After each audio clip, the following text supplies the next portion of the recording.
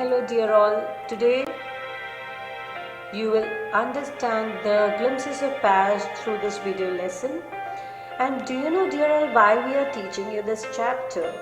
Because this will enable you to understand the British reign in India. This chapter is picture story and it talks about the time when Britishers who came to India as traders. And during their reign, the Britishers flourished and the Indians died because of starvation. Do you know, it is also observed that the Indians lived the worst of their life during their reign. They were so brutal, they were heartless people.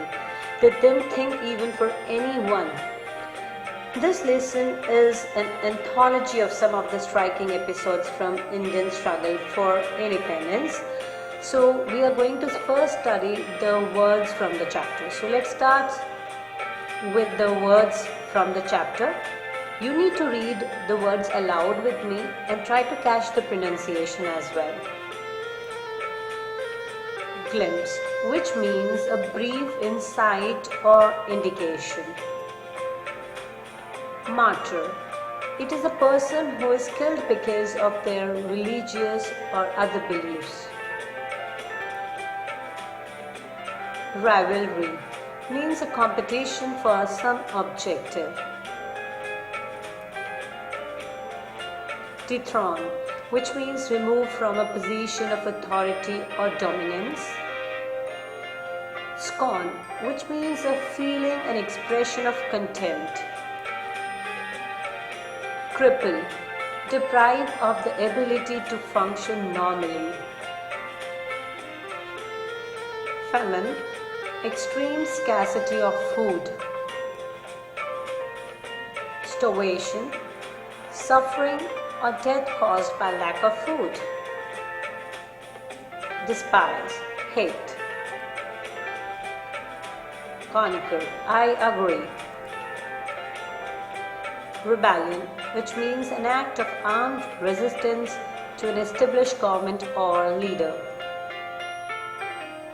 Massacre, which means an indiscriminate and brutal slaughter of many people. Brew, which means begin to develop. Upsurge means an increase. Pounced, which means spring forward suddenly so as to attack. So these are the words which will appear in the chapter, and I will definitely take you to the meaning again. But now I want you all to read the words aloud with me to have the fluent reading. Glimpse, martyr, rivalry, dethrone, scorn, cripple, famine, starvation, despise, conquer, rebellion, massacre, brew, upsurge, pounce. At a function in Delhi in January 1963, Lata Mangeshkar sang the famous song by Kavi Pradeep, "Ae Mere Watan Ke Logo," that is said to have moved Nehru to tears. Oh, my countrymen, let your eyes fill with tears as you recall the sacrifices of Indian martyrs. So this picture is of a function in Delhi which held in January 1963. And Lata Mangeshkar, to whom we know as the Nightingale of Bollywood, sang a patriotic song, and through that song she pleaded the audience to recall with tearful eyes the sacrifices of Indian martyrs. Martyr, you know, that is a person who is killed because of their religious or other beliefs, and we also call them the freedom fighters. You know, after listening the song, Nehru felt moved and he shedded tears. Moving on,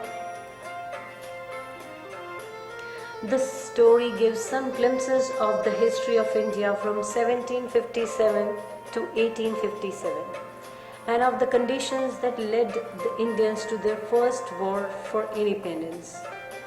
So, dear children, the story is of period which lies between 1757 to 1857. And I want to add on to the information, there are two distinct periods of British colonization in India. The company rule, or we call as British rule, which was for 1757 to 1857, and the Crown rule, which was for 1858 to 1947. And this chapter will give you a glimpse of the time period 1757 to 1857. Do you know what? Britishers came first in India to trade in the form of East India Company, which they established in the year 1612. And before that, there was no India at that time. So when the British first came, there was Mughal Empire in the north, and the east there was Sikh Empire, and there was Maratha Empire, and in the south there was Chola Empire, and in the northeast there was Ahom Empire.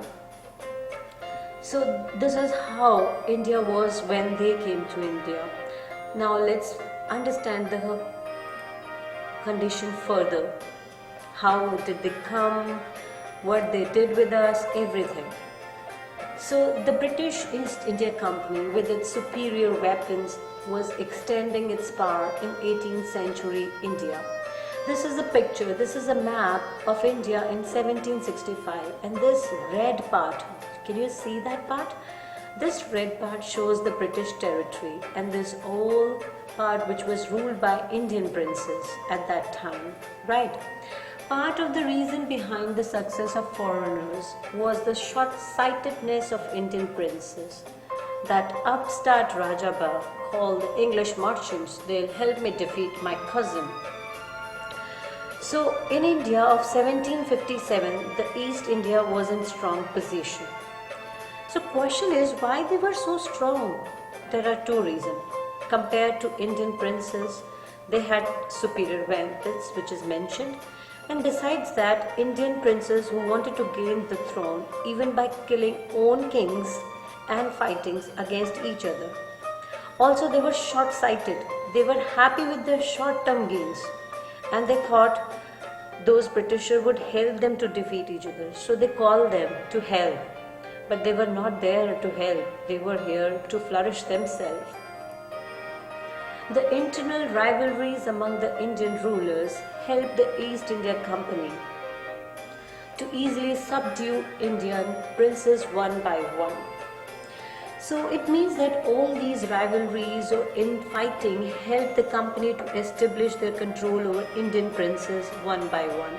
In other words, the British thought that if they don't colonize now, establish their control now, they would never be able to do for what they had come to India. Far-seeing rulers like the brave Tipu Sultan of Mysore fought the British till they died fighting. So, what do you think? Did anybody ever oppose them? After reading this, you would say, yes ma'am, there were very few kings like Tipu Sultan, who was very courageous, right? Fought till he died in fighting. So why only Tipu Sultan is specifically mentioned here? Can you give a thought to this? Okay, I'll tell you. Because he was the only Indian ruler who understood the dangers that the British posted to India and fought 4 wars to outset them from India. In that sense, I guess we could call him, or he could be called as the first freedom fighter. You know, how do I know all these things? Because I used to watch a TV program which was broadcasted on DD National in 1919. I guess I was only 7 to 8 years old, and the program name was The Sword of Tipu Sultan. I hope till now you are clear who was Tipu Sultan and what he did for the country, how he was called as the first freedom fighter. Moving on, we'll understand how did the common people in India react to the conquest and victories of the British. So let's understand by reading out the speech bubbles. Thank heavens there was peace in the country now. No more wars and no lootings by thugs. The British are a godsend to us. Our destiny is linked to theirs. The white man has killed or dethroned all our kings. We have now basically become slaves to foreigners. No one denying that some kings weren't good, but they were of this land after all. So here the people, common people are discussing, right? You can see from the picture it is clear. So the general reaction of common people to British rule was not same everywhere. There were mixed thoughts related to company rule. There were a group of Indians on your left who was unhappy, who was happy to let the British rule, as it meant to end the looting by thugs like Mughals. And they were thinking that they would have bright future because they were unaware of evil desires of these Britishers who had set up their trading company. And there were another group of Indians who were of different opinions. They understood that how smartly they were killing and dethroning their kings so that they could rule over India easily. And beside that, they also realized that the kings were of their land, means they were Indians. Although some of them were bad too, and they had become slaves to foreigners. So there were that kind of opinions during that time when Britishers were ruling. Moving on, this picture is to depict you how further Indians were becoming enslaved easily, how they were easily capturing more and more territories of India. This will explain you this. Religious leaders preached ideas like untouchability and child marriage. So this was a priest. Anyone who crosses the sea loses the religion. Women are the cause of all the misery in the world. Know that, O fools. So further during that time, people were illiterate, and therefore some religious leaders supported the social evils like untouchability and child marriage. And at that time religion was everything. Whenever the people have any problem, they resorted to their religious leaders, means dharam gurus, to know what the reason of their misery. And they were told to blame women for all misfortune, like they were slaved because of these women only. And they also were of opinion that if anyone who crosses the seas will lose the religions, so they forbade people to cross the border under the name of religion. The truth was that Indians had lost self-respect, and naturally the British calmed them. Here two English people are talking and one Indian is also there. The natives are unworthy of trust, incapable of honesty. And in listening to that, he replied, "True, Your Honor, but I am honest." So the story was another way round. Due to all such malpractices we had in India, we lost our self-respect. And Britishers hated us. They didn't believe us. They didn't trust us at all. And in the book History of India, written by James Mill, he clearly mentioned that we came to trade, but due to uncivilized behavior of India, made us think that we should rule them, we should govern them to make them civilized, because they were of opinion that European culture is world's best culture. They are civilized people and they should teach others how to live life. So this was the kind of situations which were helping English people to rule over us. Now this side, if you move on, being merchants, the British wanted quick profits, and their heavy taxes forced farmers to abandon their fields. But your men are taking all my crop. You are still in arrears. If you don't pay next week, I'll have you two sent to jail. So, being merchants, they were not humans. What an irony were, here. They used to hate us for our evil practices. And what were they themselves? They were merchants first and humans later. They were so cruel, their main aim was to make profits only. They deliberately imposed heavy taxes on farmers who were unable to pay taxes, had to abandon their lands. And if you know more about the situation, I suggest watching Lagan movie, you would definitely get the clear ideas about the conditions of Indian farmers under a company rule. They sent many farmers to jail who were failing to pay taxes, who had the arrears, who didn't pay the taxes, and apart from that, they were taking all the crop, and they are not forbidding the farmers to take a piece of the crop even.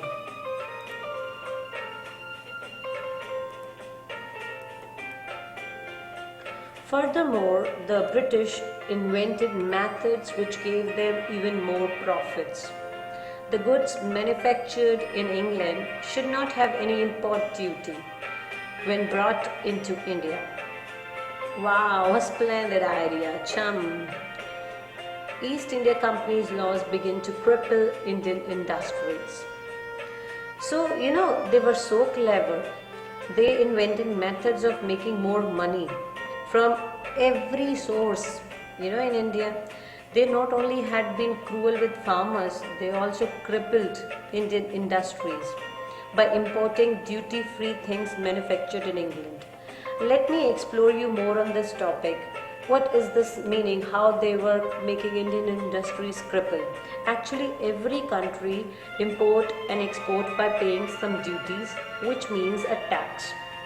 Now, imports are considered as a leakage to country's income.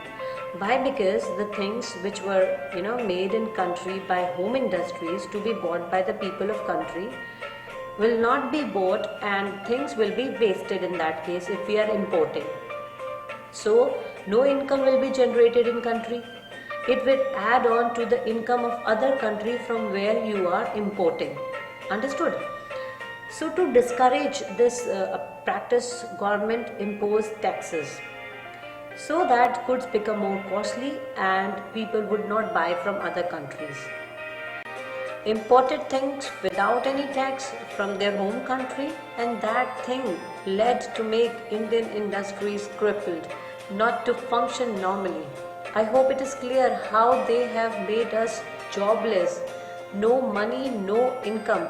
Because if nobody is buying their product, how would they earn money? No money means they don't have any buying power. No buying power means no food at home. Understood the kind of conditions we Indians had at that time? And famines inevitably followed. Between 1822 and 1836, 15 lakh Indians died of starvation. The British policies ruined the expert artisans and their businesses. So Indians couldn't earn money, and therefore they faced scarcity of food, means the famines. And the statistics also revealed that between 1822 to 1836, 15 lakh people, it is an immense, massive amount of people who died just because of starvation, because of hunger, right? There was no food with them. Now we are going to understand the role of Raja Ram Mohan Rai, what he did for the country, how he had helped country to become the modern India, right? So, are you ready to listen about him? Actually, a learned man from Bengal. Words are not enough to explain about him. He was hailed as the father of Indian Renaissance. Renaissance means renewal. And how do I know? Because I read a book. I already mentioned History of India under British rule, written by James Mill in 1822, where in that book James Mill condemned Hinduism for its ritualistic, superstitious, irrational, priest-ridden, and he added European culture was far more civilized, and that they means the Indians need British to govern them. It was mentioned in that book. But Raja Ram Mohan Rai, he mentioned this thing also in that book. He understood the evil plans of British, and Raja Ram Mohan Rai started explaining people that they should not despise their country, they should respect their culture, and he made people explain that they were capable of achieving so great if they leave their superstitions behind.